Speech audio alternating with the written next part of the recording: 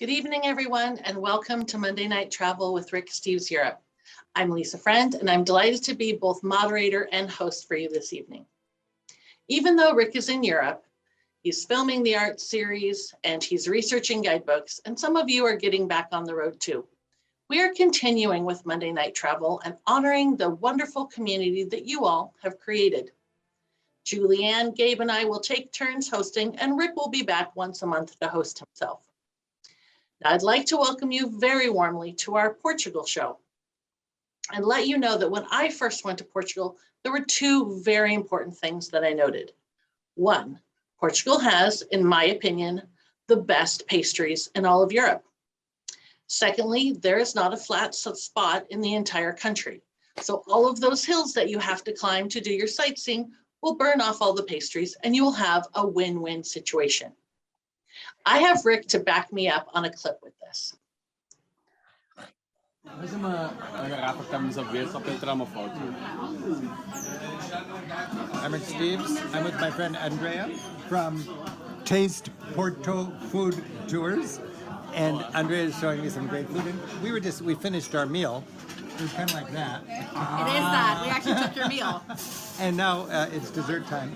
And I was just eating this. And describe this to me. Would you, Andrea? We call it pão de ló. Yeah. It's when you think about Portuguese pastries, and this is one of those cakes. You think of two things: egg yolk and sugar. That's the base of all of that. That's basically egg yolk. And then I was just enjoying it, and it is really good. And then they brought over cheese. And it's cheese. And you put that cheese with the egg yolk and sugar. Yeah, I would do it like this. Look. And then now I would never think to put some creamy cheese with the egg yolk and sheep milk cheese, really soft, creamy, delicious. Actually, at this time of the year, it's already been aged for a few months, so it's getting harder. But wintertime, when it's made, it's really soft and delicious. But like this, it's heaven on a spoon. Heaven on a spoon. Heaven on a spoon. Oh, that's nice. I know. We're in a taverna called Antonio. Yeah, Santo Antonio. The TV's on. You want the TV on in a good taverna. And this is the local neighborhood. And we're just out in downtown Porto. And there's a few tourists here, but basically, it's this kind of scene. And it's $10 for dinner, and the wine is just a couple of bucks, and you got the local crowd. This is my kind of restaurant. We're going local in Porto. Happy travels. Não precisamos de festas. É muito bom. Não gostou?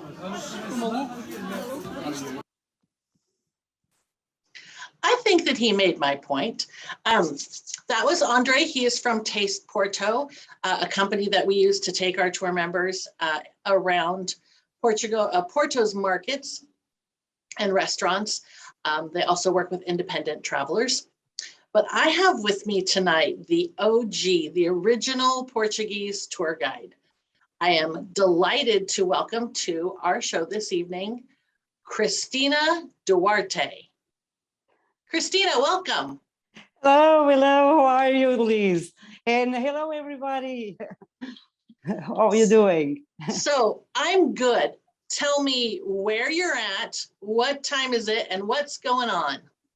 Well, I'm at home. It is, Lisbon is my hometown, so I'm at home. It's 1:30 in the morning, so it's in the middle of the night.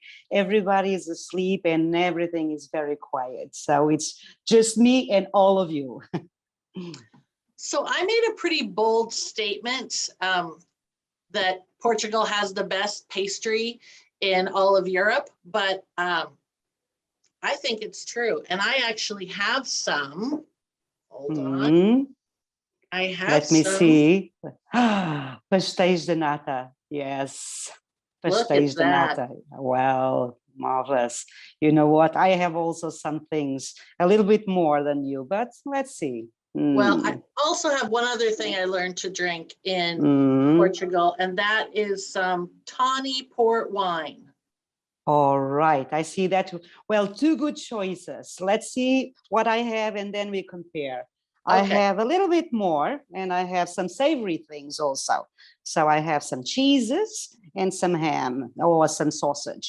I have two kind of cheeses. Do you see? This one is goat, yeah, goat fresh cheese. And so queijo de cabra fresco. And this one is sheep cheese that is a little bit more cured. So that's why it's yellowish and harder. So queijo de ovelha. And this red thing is actually a sausage from porco preto. And what do they have in common? It's all the three things from the south of Portugal. So from Alentejo region. And this is the savory part that I have. But wait. Okay. You have two, I have four. I eat a little bit more. And of pastéis de nata, this very typical Portuguese custard, egg custard. And you find them all over Portugal, but every baker and every bakery have their own little secrets. So my challenge to you is, well, come to Portugal and try to find out the best one. And Challenge drinking, accepted. yeah, okay. And for drinking, I have Ruby Port. I decided that probably for my kind of choices, Ruby Port was better because I will explain you. Ruby Port is a little bit more fruity. And so because I have savory and also sweet things, it will be a better match, a better balance. But your choice is perfect because Tawny, it's woody. And so this woody flavor goes very well with sweet. And how do you say cheers in Portuguese? Oh, saúde, saúde. Saúde. Saúde, which Saúde. means like santé, it means health. Well, there is some places in the north of, especially north of Portugal, they say a nossa, to us, to our health, a nossa. A nossa. A nossa.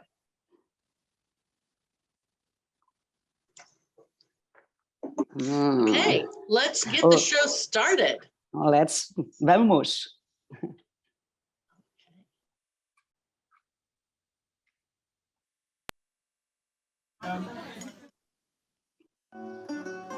Hi, I'm Rick Steves, back with more of the best of Europe. This time, we're enjoying some rich musical culture and a whole lot more.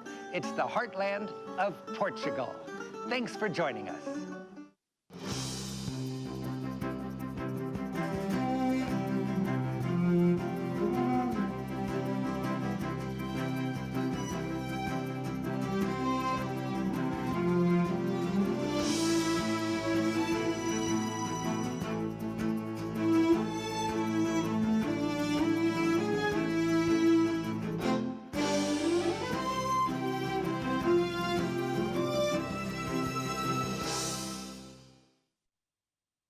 Portugal is a small country of 10 million people with an oversized history.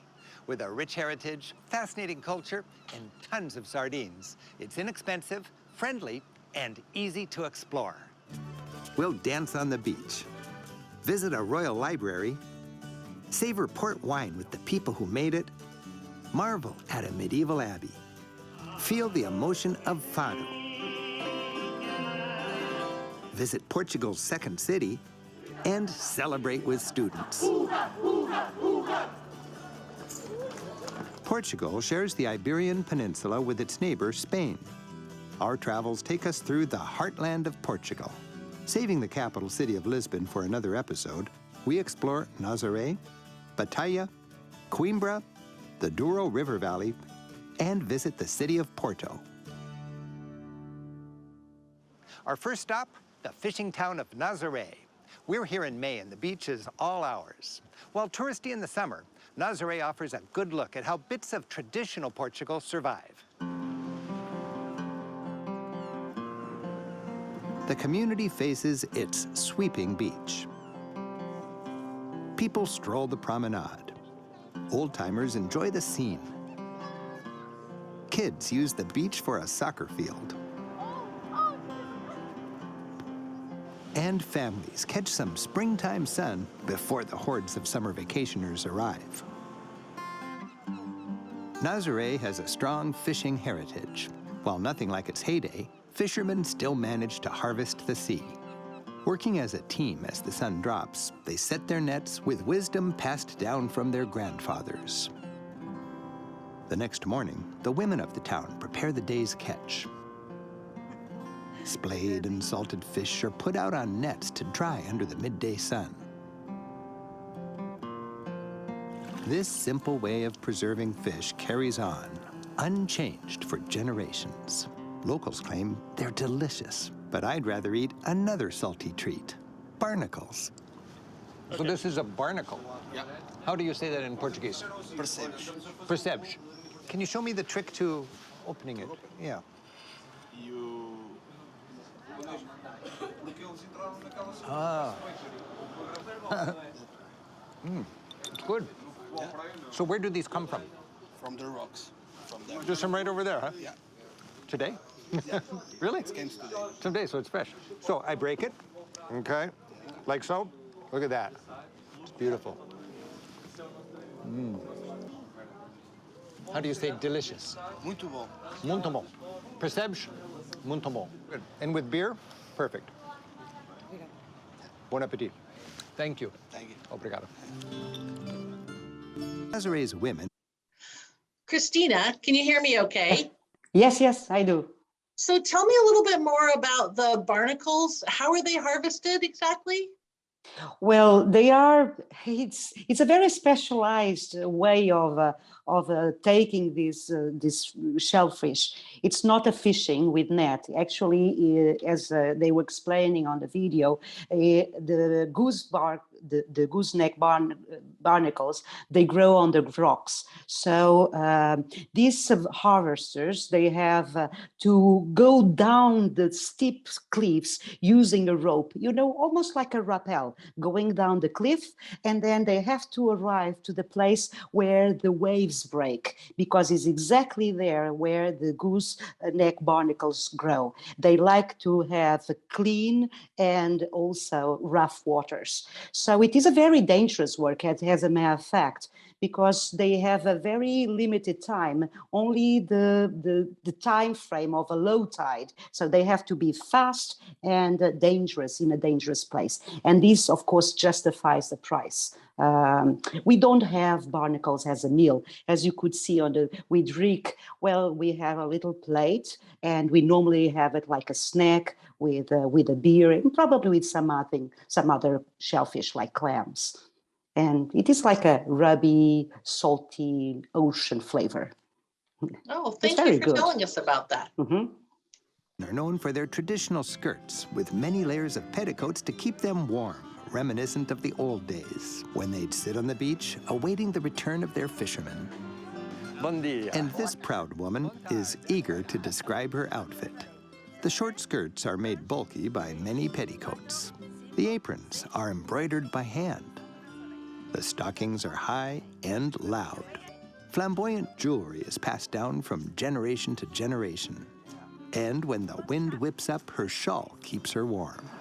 Assim. Assim, podemos assim? Nice. Obrigado. Okay. Obrigada. Bom dag.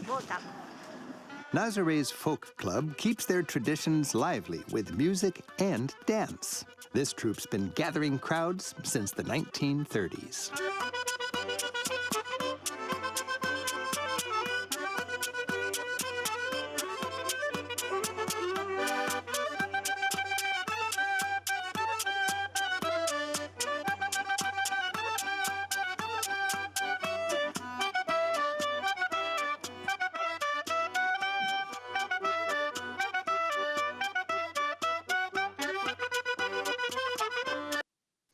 Christina, I noticed that they're barefoot. Is that normal?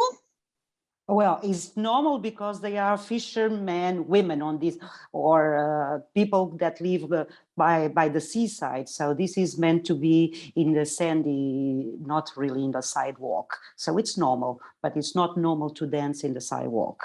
It's better for it's better for on the sand. It's less harmful for the feet. Thank you.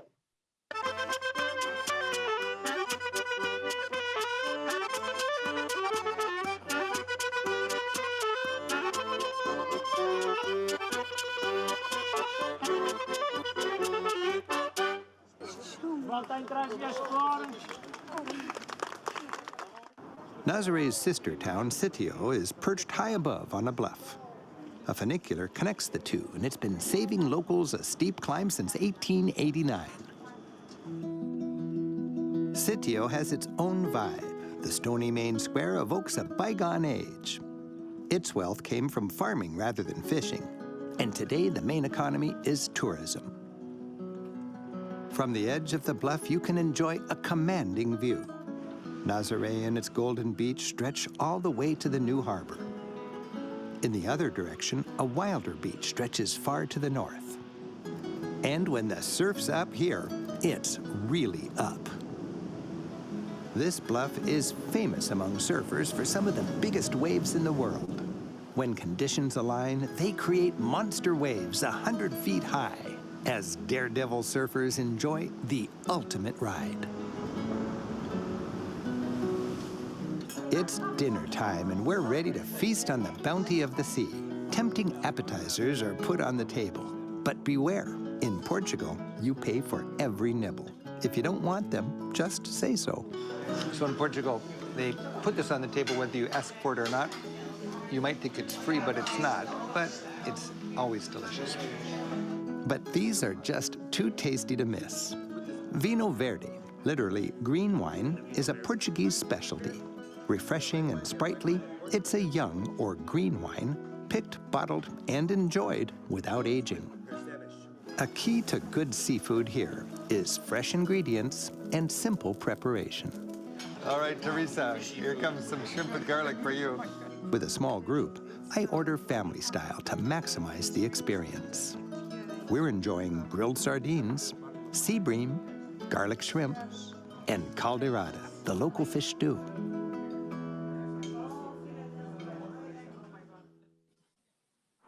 I like driving in Portugal. Like all of Europe, there's been a huge investment in infrastructure. And in this small country, laced with new freeways, you can get around. Christina, I cut him off for just a half second because we have something interesting to put into the video today. You sent us a video of this wonderful renewable resource that Portugal is famous for, cork. So I'm going to play the video that you sent me, and will you narrate it for us? Yes, of course. In a hurry. Well, right here we see, well, as you said, cork being harvested, and it takes place every 9 years. And you see two different trees over here. The whiter one or the lighter one has been already harvested, and the other one is about to. So you see the difference on the color. What he's doing 4 cuts, 2 vertical and 2 horizontal. And for doing the cuts, he's using a wax that has a blade, rounded blade, in order to not cut or to hurt the tree. When he's finishing by cutting, what he's going to do is using the handle of the axe and putting between the cork and the tree trunk. And after that is just, well, squeeze it. And as you can see, it's going to get out easily because the tree, meanwhile, sweat. This is June normally. And because of a change of temperature, the tree sweats and automatically gets it rid of the dead skin. And what we can say about cork is that is the dead skin of the tree. We are not hurting the tree. It's almost like a release for the tree to release the cork. How often can they do that? Every 9 years, and they cannot harvest everything that they want because there is very strict rules about how much they can harvest in a tree. It's always related between diameter and height. so they know exactly how much of how much cork they can take from a tree. You don't want to stress too much the tree. You see, it is a living. It's a living issue. So, like people, if you cut too much of your skin, well, you'll be stressed and you refrain. And in this case, if you cut too much of the tree, it refrains the production, and the quality of the cork will not be the same. Speaking of quality of cork, I would like to give our viewers an idea. I think the best souvenir that comes from Portugal, a lot of people, is this very thin, very lightweight bookmark. Yeah. So I have that. I brought those home for everybody I know. And then my favorite one that I still use, this is 7 years old, is this beautiful cork fan. And I take it with me on every trip. Yes, well, I have also some things, but I brought some other things that are quite curious. Well, first of all, I also have a Quartz bag. You see, yes, isn't that nice? Well, but I have something that I feel that is very, very interesting. And if you allowed me, it will take a little bit more time on explaining. You know what is that? This is, well, yeah, it is the way we do bottle stoppers. You see, this is a cork for a bottle stopper. So basically what they do is, after taking out the planks of cork from the tree, they cut planks of about 3 inches wide. And as you see, so like that. And then by the diameter, they punch using machinery, because the holes are so perfect that it's better to do it with machinery. So they punch down and doing the holes for, you see, the bottle stoppers. And when you do, imagine this, we only have 3 bottle stoppers, but imagine that on planks that are bigger. So there will be lots of leftovers, but nothing of this product is left. It is 100% used, all these products. So what do they do with the rest? Well, they granulate it or transform it into plagues for construction, for instance, or to any other uses.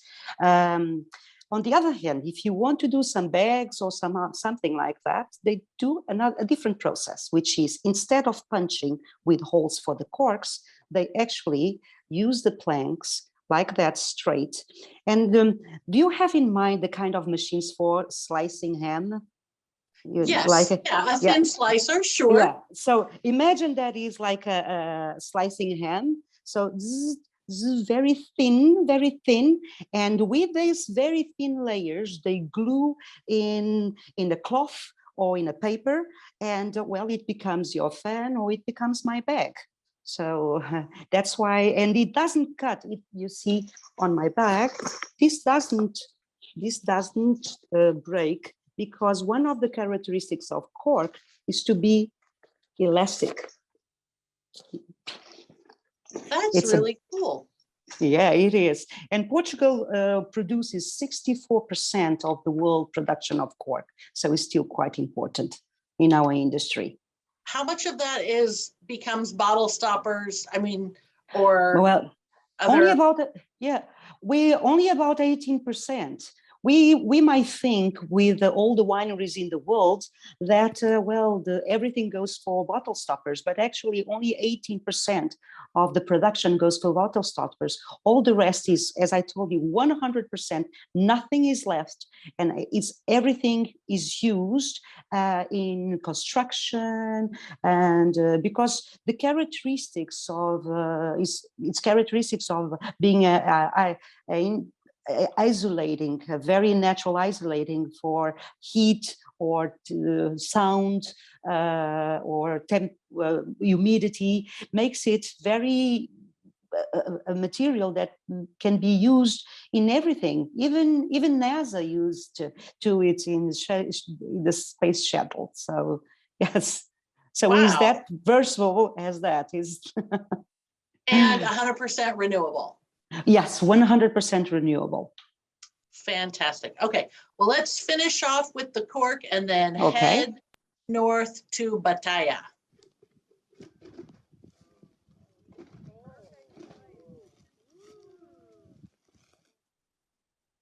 Standing boldly just off the highway is one of the most revered sites in Portugal. Both historic and sacred, this is the Monastery of Batalha. Batalha means battle, and this was built to celebrate a pivotal battle in 1385 when Portugal beat the mightier Spaniards. This victory allowed for independence under a Portuguese king rather than rule by a Spanish king. Christina, how is the modern relationship between Spain and Portugal right now? I would say that is rather good in the sense that there is always pros and cons on neighborhoods. But we share, as Rick was saying, we share the same geographic region. We share the Iberian Peninsula. So automatically we share many cultural aspects, historical, geographical. So from this neighborhood, there are similarities, and there are things that, of course, put us a little bit, different. We are equal, but we are somehow different. The pros and cons of living in proximity as neighbors, I always like to compare it like, neighbors in an apartment building, which is, there are things that you don't like that they do in the common space, on the hallway. But when you go out, it's to them that you leave your key, or it's to them that you leave your emergency contact, because it's the ones that you feel more approached to. And I think that this is the relationship that Portugal and Spain have.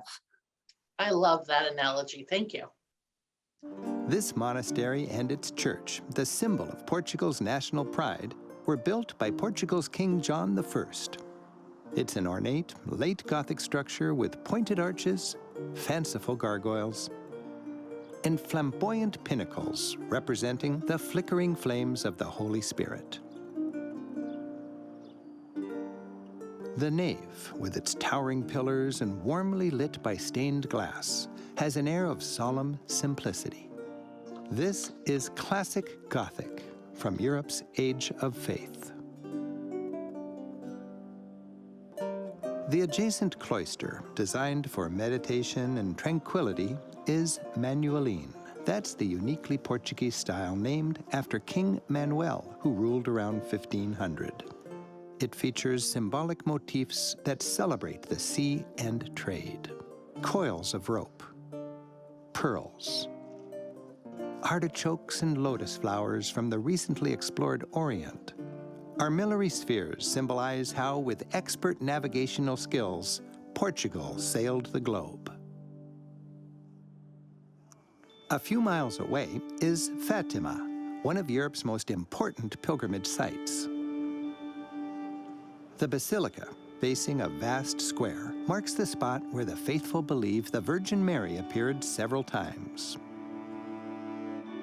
On May 13, 1917, 3 young shepherds reported being visited by Mary, who said, "Peace is needed." World War I raged on, and she appeared again on the 13th day of each of the next 5 months, each time calling for peace.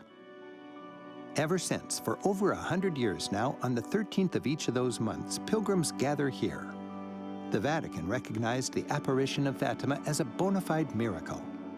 And on its centennial in 2017, over 1 million people gathered here with Pope Francis I to remember Mary's still timely call for peace.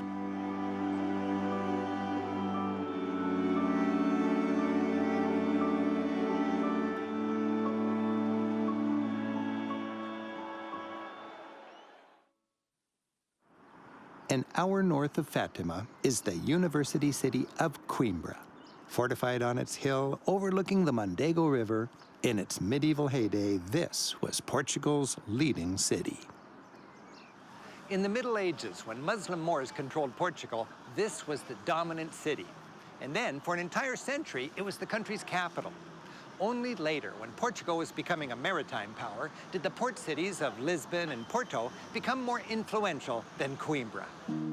The city was established by the ancient Romans at a strategic bridge that crossed the Mondego River at this point. Today's bridge leads to the main square, a great place to begin your Coimbra visit. Coimbra is a delight on foot. The pedestrian-only main drag is perfectly straight, an indication that it survives from ancient Roman times. It ends at another people-friendly square, facing the Church of Santa Cruz. Heads up, here she comes. To be sure I get the most out of my travels here, I'm joined by my friend and fellow tour guide, Cristina Duarte. Wherever you're traveling, you can find private guides listed online and in guidebooks. It seems like I've got friends all over Europe, doesn't it? But you know, I'm paying them to be my sidekick, and you can too. I find hiring a private guide to be money very well spent. Okay, so the gate is just this way, isn't it? And this is the gate of the old city. Of the old city. What was the name? Medina, Arco de Medina. Medina is the Arabic word. Is an Arabic word and reminds us that we were ruled by the Moorish for a couple of centuries. Okay. And defense was very important. That's So- why the street, you see, it's not straight, it forms an angle. Okay. And if you look up, you have Matacais, Matacais. meaning kill the dogs, because it was meant to throw the stones to the enemies. Oh, no. Kill the dogs. I don't want to be here. Christina, I think this is an important point to tell people to look up, because when you're in Europe, you have such a richness of architecture that we don't necessarily have here in the US. So I wanted to stop and point that out. And I also wanted to ask, did you know Rick when you filmed this? Was this your first time filming with him?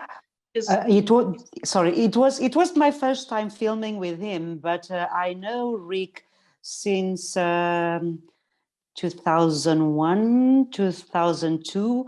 I'm not really sure about the exact date. And if I tell you the exact date, it seems that it is both of us are very old, and we are not. We are very young. But I met Rick first when he was updating the book in Lisbon. So he contracted me for being his guide in Lisbon, and so we spent 2 days together, and it was an opportunity of knowing the person. We had opportunity of talking, and I remember that I was fascinated by this person that I have to tell you that I did not have a single clue who was he. Okay, so I was just fascinated by this person that was so willing to understand the local culture and learning through traveling. I mean, his philosophy about knowing more and understanding people by traveling was totally amazing, and I felt immediately this kind of connection, and I embraced it immediately. So later on, I became as a local guide of his tours when Portugal and Spain were part of the same tour. And even later on, about 2010, when Rick Steves organized a dedicated tour just for Portugal, so I became a tour guide for this Heart of Portugal 12 days. And that's our story, yes. Fantastic. What's this? This is the old cathedral, How do you say that in Portuguese? Sevilla. Sevilla. Is a 12th century cathedral, Romanesque. So, because you got the round arches. That's true. Now, it also looks like a fortress. Look at the crenellations up there. We were on the times of the Moors and Christians fighting for the same territories. So they were still worried about the Moors. Oh, yes, they were. They were. So this is kind of a double building, a church and a fortress. Yes. We're dropping into a tiny theater to enjoy a fado performance.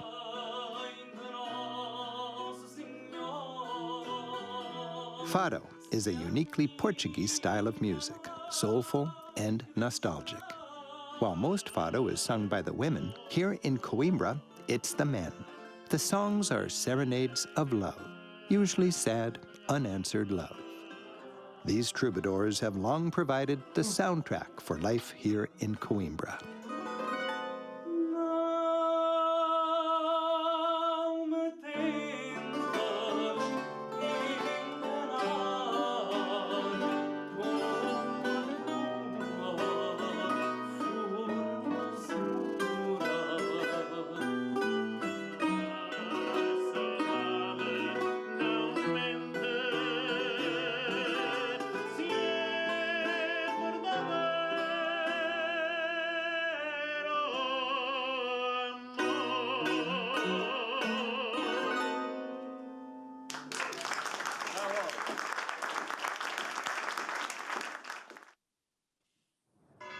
Coimbra is home to the country's oldest and most prestigious university, founded in 1290.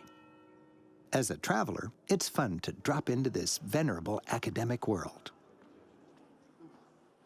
700 years ago, Coimbra's university taught the medieval basics, like law, medicine, and theology. Later, as Portuguese sailors were navigating the globe, astronomy and geometry were added. The university's Baroque Library has an impressive collection of antique books. University researchers are still allowed to read these centuries-old volumes. King John V still oversees the library he founded in the early 1700s. The reading tables, inlaid with exotic woods, ebony from Sri Lanka and rosewood from Brazil, come with silver inkwells. The gold leaf is South American, and the motifs are Chinese. Everything reminds us that Portugal's wealth was both immense and imported. The heavy teak doors kept shut to keep out the humidity.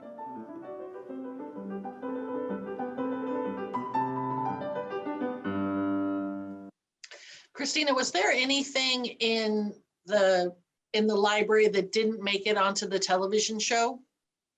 Yes, there is something because they only get out by dusk. So it's bats.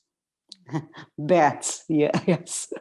It's incredible, but yes, we have two family of bats living in this library, and the bats are there for a reason. They are there because they eat the moths that eat, therefore they eat the books. So it was a way and a good balance for both of it, which is by having the bats over there, they will eat the moths, and like that, the books will not be destroyed by the moths.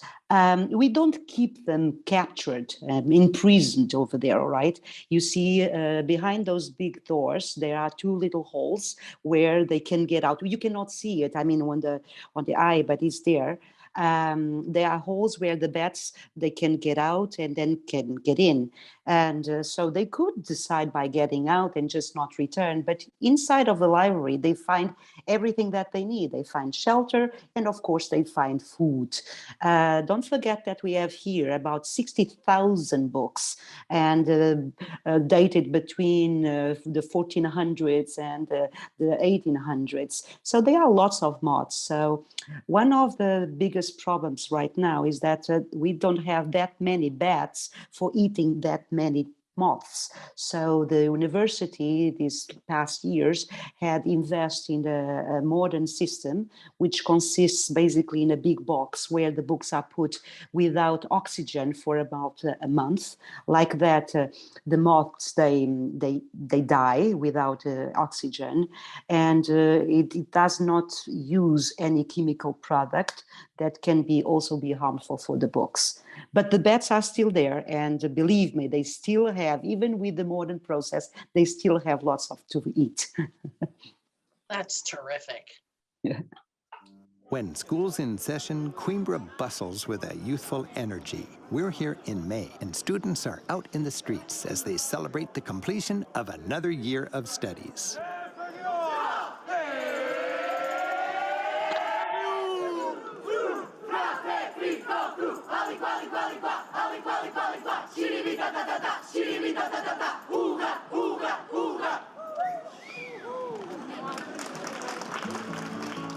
Many Coimbra students live together in groups of about a dozen in communal houses called republicas. Today, these function as tiny fraternities, each with their own personality and an unbridled urge to express it. With the help of a couple of six-packs, Cristina and I have talked ourselves in for dinner. And within moments, we're engulfed in stimulating conversation. Do you guys talk politics like this all the time? Yes. I like that. Students here see formal education as job training and their time in these co-ops as life training. They brag that in 1 year of this communal living, you gain social skills that'll last a lifetime. The conversation rages on at the dinner table. Part of the ethic of Republica living is eating together. No cell phones are allowed at the table. The students pool their money to hire a cook so everyone can enjoy this enriching social time. And whenever there's a memorable event, like a visit from an American film crew, the gang shares a special cheer.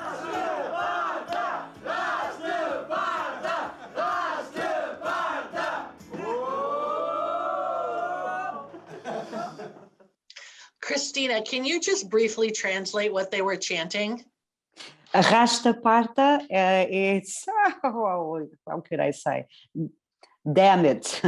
Oh, Yes. you can tell we didn't rehearse this part.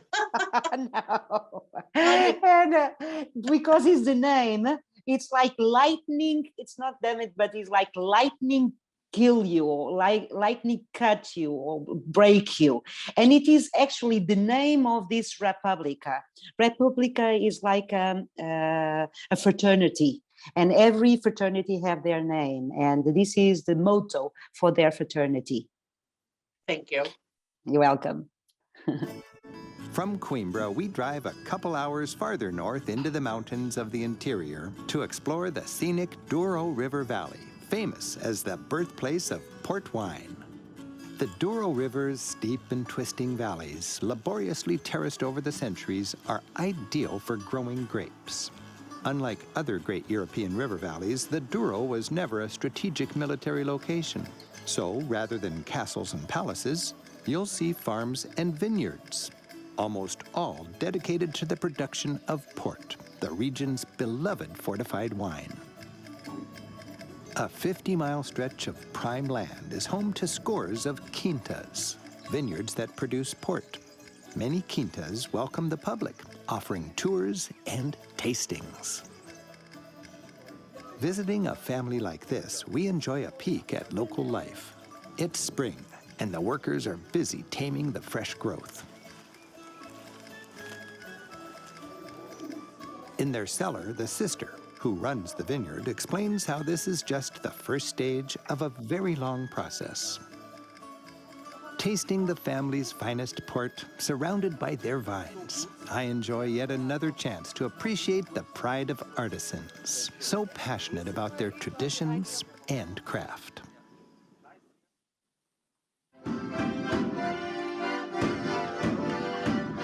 This is something that was given to us by Cristina as well. Sorry, Gabe just handed me the question, so I was looking over them. So we're actually working here, not just drinking port and eating pastel de nata. So this is Cristina doing something that I have always wanted to do. She is channeling her inner Lucy Ricardo, and she is stomping grapes in the Douro River Valley. And Cristina, can you tell us a little bit more about this? Yes, I just love stomping grapes, but it's not very common that we can have this, this opportunity. You know, these wineries, these winemakers, this is the product of a work year. So it's not something that is just to get news. So stomping the grapes, it's normally in September when the harvest is made, but it's not precise in September. It can be a little bit earlier or later, depending, of course, on the condition, the weather condition of that year, and what the winemaker wants to do of that wine, what characteristics he wants to give to that, or she wants to give to that wine. Normally, right now, many wineries and vineyards, they have already a machinery that reproduce the human movements for stomping. But it's true that traditionally, and especially the family-run, like in this case here, the family-run wineries, they have always one or two tanks where they keep some of the grapes to be stomped by feet, as in the past it used to be. What we see right here is actually like having the opportunity and the coincidence of being at the same time, in the same time, at the same, opportunity. It's and another thing that we can see in this video is that we are all playing cheerful, but this is actually the end of the stomping, because before that we have about 20 minutes where people have to form two ranges, one in front of the other, and in a very, very almost military way, they have to approach and then going backwards and then approach again and going backwards, exactly because it has to be, all the grapes have to be moved in a certain kind of cadence and organization. But by the end, when all has been revolved and mixed, in the end, we are invited actually to give something special to the grapes, which is and cannot be reproduced by machinery, which is the human love. So that's why this cheerful time that we see is just in the end is to pass love to the wine, and they believe that when the wine has this love, it's going to be a great wine. Okay, well let's watch a minute of that that love. I think that's fantastic.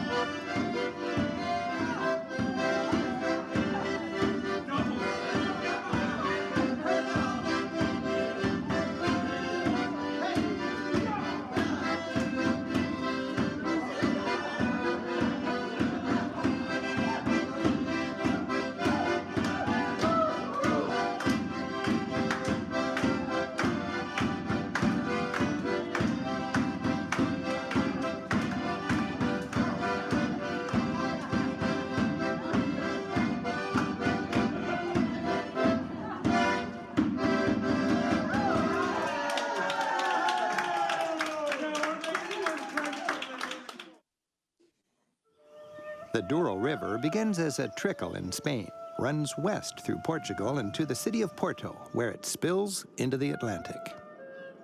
Porto, the town that gave the country and port wine its name, is the second largest city in Portugal. And like second cities throughout Europe, Porto is a hardscrabble town with a rough past. It's recently emerged from a post-industrial funk to become trendy, revitalized with a fresh and creative energy. The city is full of old-world charm. Prickly church towers dot the skyline. Houses with red-tiled roofs tumble down its hills to the riverbank. Porto's a solid city. It seems made entirely of granite. The main drag, Avenue of the Allies, is named for Portugal's World War I alliance with Britain and America. The wide boulevard, watched over by the huge city hall, is lined with monumental examples of Art Nouveau and Art Deco. As if to counter all the heavy stonework, inviting shopping streets are ornamented with playful architectural touches. There are lots of lovely blue-tiled facades. Churches that are otherwise just more blocky granite are beautified by these fine blue ceramic tiles called azulejos. And for a closer look, visit the old train station. Storefronts evoke good times from the early 20th century. Delightful facades decorate venerable cafes, as Porto seems to cling to the style of an age gone by. Porto's romantic riverfront, the Ribeira district, is the city's most scenic and touristy quarter. But before tourism, this was a hard-working port. As you stroll, imagine the busy port scene here before this promenade was reclaimed from the river. Cargo-laden river craft lashed to the embankment, offloading their produce and wine directly into 14th century cellars. The old arcades lining the promenade are filled with hole-in-the-wall restaurants and souvenir shops. Behind the arcades are skinny, colorful houses draped with laundry fluttering like flags. The contrast of today's tourist crowds amid these vivid, authentic neighborhoods is striking. From here, a double-decker iron bridge crosses the Douro River. Inspired by Gustav Eiffel when it was built back in the 1880s, it was... I have to just break in right here, Cristina, for two reasons. One, I always think of Porto and it reminds me of Portland, Oregon, like a really cool, hip city with a lot of bridges. I remember the first time I saw this bridge, it was so foggy that you couldn't actually see the other side of the bridge. It was just enveloped in fog. And that made me wonder, and it made our viewer, Suzanne, wonder, what is the best time to visit Portugal? Well, this is probably one of the toughest questions that people can ask me because, well, you know that weather is unpredictable. So that's why I just prefer to answer like that. The best time to travel to Portugal or to somewhere else is when you feel like it's your time to go traveling. And then, well, you will see, you adapt to the weather. But of course that we all want the same thing. We are universal on that. We all want good weather, not too cold, not too hot, not raining. It is normal, it's human. All of us want the same thing. So if it is the case, I would say mid-April, May till June, and then the fall season, September, October to first or second week of November. That will be probably the seasons that you have more or less these conditions. But of course, as I told you, everybody feels the same way. And so we will see that there is more crowds, there will be more people also during these times. But so like that, the choice is travel when you feel that is time to travel. Okay. Yeah. bridge in the world. Recently, its top deck was closed to traffic. Now it's just people and trams. Across the river is a harbor lined with traditional boats called revelos. Historically, these cargo boats transported kegs of wine from the inland vineyards down to Porto. The boats have flat bottoms, a big square sail, and a long rudder to help them navigate the twisty and, at times, shallow river. Facing the riverfront is a district filled with warehouses. These port wine lodges are where the world's port wine comes to mature. 18 lodges compete and most offer tours and tastings. We're visiting one to learn about the wine that put Porto on the map. After the year-old wine is offloaded from the boats, it ages even longer here in these enormous barrels. This aging on the cool north-facing bank of the Duro takes years and even decades. And when the refined and time-honored process is finally complete, the beloved port wine is ready to enjoy. What is the difference between port and red wine that we think of? The difference between a port wine and a traditional wine would be the fact that the traditional wine has a complete fermentation. And a port wine is a fortified wine. So you stop the fermentation the second day by adding a really strong wine spirit, a brandy, that has 77% of alcohol and kills all the yeasts. We have mainly two different styles, rubies and tonies. The rubies, they age in big vats, so they will have little contact with oak, little contact with oxygen. Okay. The exact same wine, if you age it in smaller barrels, they will have higher contact with oak, higher contact with oxygen, and the oxygen will change the color. The color in the tony is lighter, and you start to understand much older and much more mature fruit. After enjoying our tasting, a fine way to cap our Porto visit is on a lazy boat ride. Several companies offer hour-long narrated cruises along the historic waterfront. Here, in a city built over the centuries upon the fruit of the vine and the hard work of its people, we ponder the impressive and salty mix that created Portugal. Thanks for joining us. I hope you've enjoyed our look at the many dimensions of the heartland of Portugal. I'm Rick Steves. Until next time, keep on traveling. Thank you, Cristina, for being here with me tonight. Before we get to our questions, we normally have a word from our sponsor. Okay. So on my end tonight, I would just like to let people know that we are already running our Portugal tours, and you're starting your tour in a few days. And I encourage people to go to Portugal. I feel like it is this little gem on the side of the Atlantic that doesn't get all of the publicity maybe that Spain does, but it's full of warm, friendly people. And I think you will just really enjoy it. Yeah, thank you very much. I think so too. So, but that's why, you know, the precious things, sometimes you keep it a little bit more into secret. So, well. Are you ready for some questions, my friend? Oh, yes, I am. Okay. Alan wants to know, and I want to know too, how long were your legs stained red after the grape stomping? Not much, because, well, over there, in this case, it was just I was in the tank for about half an hour. And it was straight away put with the water.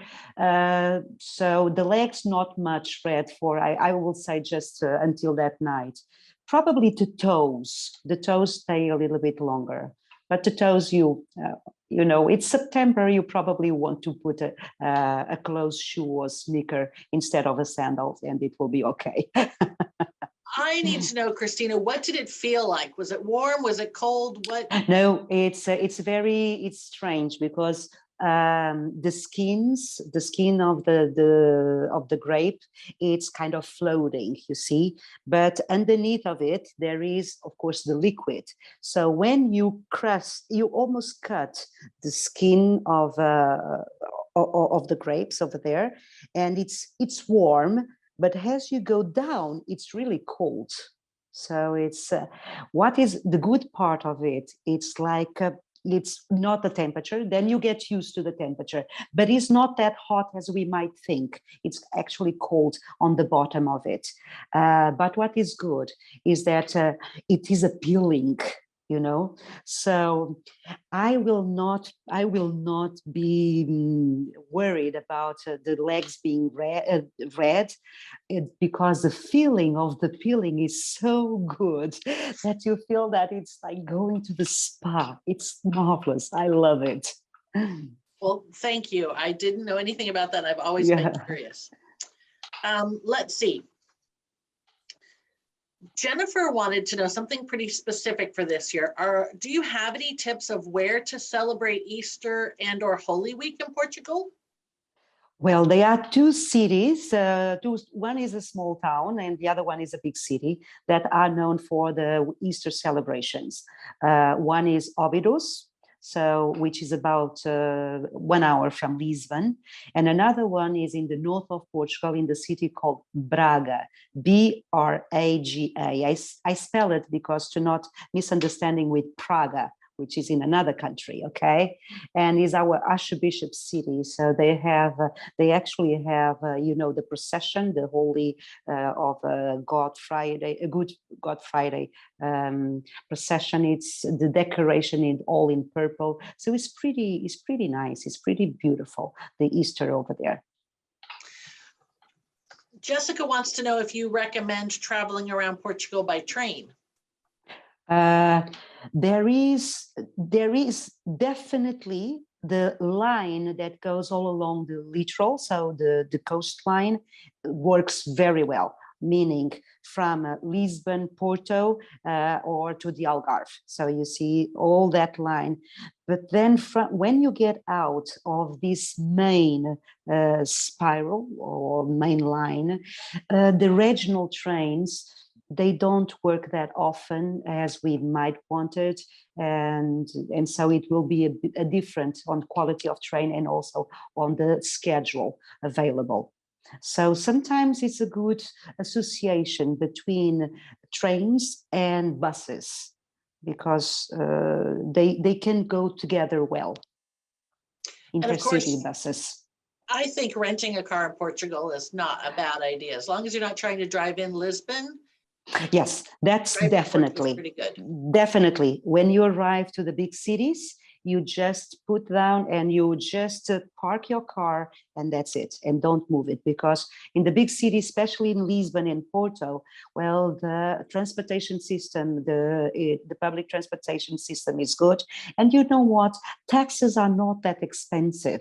So what is the purpose of getting stressed, nervous, getting a parking ticket and losing your time, you know, and your vacation time, in stressing for something to park or to try to find a place. So arrive to the city, park it, and then just walk or use the public transportation available. But of course, to get to some of these more remote places where the bus and the trains are a little bit more difficult, that definitely is a good option to rent a car. Keith would like to know, excuse me, what are the best food options for people who don't eat seafood? Oh, everything else. I mean, seafood, we have a different interpretation of seafood. Seafood is shellfish or is just fish, because we divide the two things. Shellfish is marisco. In marisco, well, you have clams and all those things that has shells, let's say. That's why shellfish. And then the fish is just, well, fish from the sea. So if you don't eat shellfish or even fish, you have lots of options in the meat, who has lots of recipes with chicken, with pork, beef. So there is lots of other options. One thing is for sure, you starving, you are not starving in Portugal. So speaking of starving, that's maybe a really weird transition. Francis wants to know, are farms thriving or are they being abandoned as people move to the cities? They are striving for as finding people to work in the farms.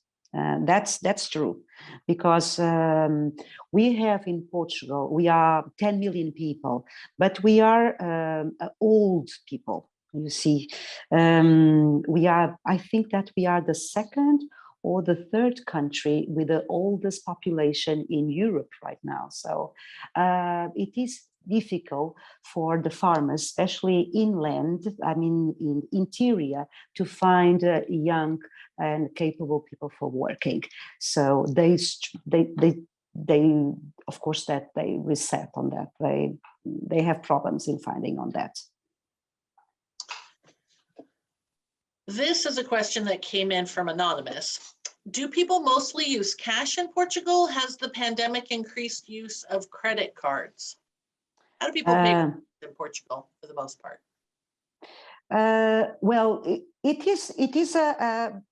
it's not a weird question actually, because with the pandemics we actually improve lots of payments that were not that used. So like apps. We have a mobile app that is MBWay. It just works with Portuguese bank accounts. So we just is with the telephone.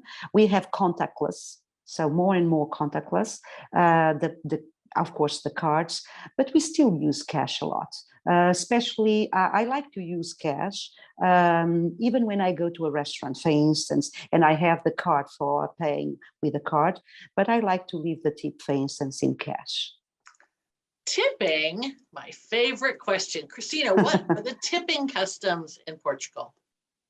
There is no tipping customs. I mean, nobody will come after you because you didn't tip. But the tips are mostly welcome, so it's not offensive. to somebody to leave a tip to somebody. Of course, that it's not the same policy of tipping as United States. So nobody will expect 18% or 20% tip. I mean, will not expect, but I believe that it might be welcome. But I would say that the normal one will be around 10%. And if you go to a nice restaurant, you probably want to, and they have a good service, you probably want to go a little bit over it. But there is not a percentage way of functioning. It's more like rounding, you see. So that's what we normally do, like €5, €10. I always say to my two members, well, when you sit for dinner in a restaurant, look in front of you and see how many forks and knives you have in front of you. So it means that more forks and knives means that you have more service involved, and probably you want to be a little bit more generous than the 10%, but it's up to you. Thank you. Let's see, I think time for our last two questions. Sarah wants to know, how much has Lisbon changed in the past 10 years, and what has changed the most? Lisbon changed a lot in the last 10 years. What changed the most was the waterfront. The waterfront became more friendly, people's friendly. It was a city, it was still a city about till I would say the end of the 90s, till 1998. And I'm going to say a precise date, because we had an exhibition, a world exhibition in Lisbon. So there were lots of works that we did. They were done by that time. So since the end of the 90s, that the city has been changing and putting out the cars to give back the city to the people. So, and we keep on doing that. So we kept on doing that, giving more pedestrian areas, more areas on the access to the river, for instance. That is beautiful, all the waterfront. There is lots of cycle vias, so for bicycles. So we are trying to catch up with the rest also of Europe. That is a tendency to be a little bit more car-free and more pedestrian welcome, more friendly. Thank you. I always like to ask the questions that I think will make my tour members less stressed out. And when I watched the video of Rick eating, and he's talking about the appetizers that are left on the table, yes, I feel like that's a very mysterious thing. And I'd like to know what you tell your tour members about that. No, I say that it's a cultural thing. So it's not a scam. I mean, it's just to say that it's a customary to do that. It's not a scam. And I think actually that is a very honest way of doing that. You eat, you pay. You don't eat, you don't pay. I mean, nothing is pushed to you, and nothing it's, it's a charge to you, because if you did eat it, you didn't pay, you don't pay. One thing in my life taught me, I mean, with all my not many years, but one thing that there is no free meals. So when you go to a restaurant, what even you think that it is gratuities, or it is offer from the house, you know what, you are going to pay it anyway. I mean, you are going to pay it on the bill probably. So I think that this is a very honest way of saying to you, if you want this, you pay. If you don't want this, you don't pay. As Portuguese, if I go to a restaurant and if I'm not served any bread, any olives or any cheese or whatever, I feel that is a lousy service. Because you know what, it's not a €1 of olives, of a little bowl of olives that will make me poor.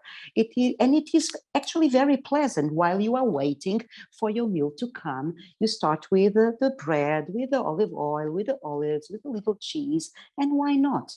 And with your wine. And then when the meal comes, well, you already have, let's say, your stomach is a little bit more ensuring and comfort. Oh, fantastic. Okay, well, I would like to thank you, Cristina, so much for being here. It was my pleasure to host you. And Thank you very loved- much. Oh, you're very welcome. Obrigada. I can't say enough how exciting it was for me to have you as my first guest, and I really appreciate it. Thank you. So thank you, Cristina. Thank you to you. Muito obrigada. And I hope to see you all in Portugal in a very short time. And you too, Lisa. Not only our guests, but also you. Thank you. It's a date. Okay. I'd like to thank all of you for joining us tonight. It was very much my pleasure to be here with you. Please don't let this be your last time at Monday Night Travel, though, because next week we have Jeannie Carmichael, who's going to come and talk to us about London.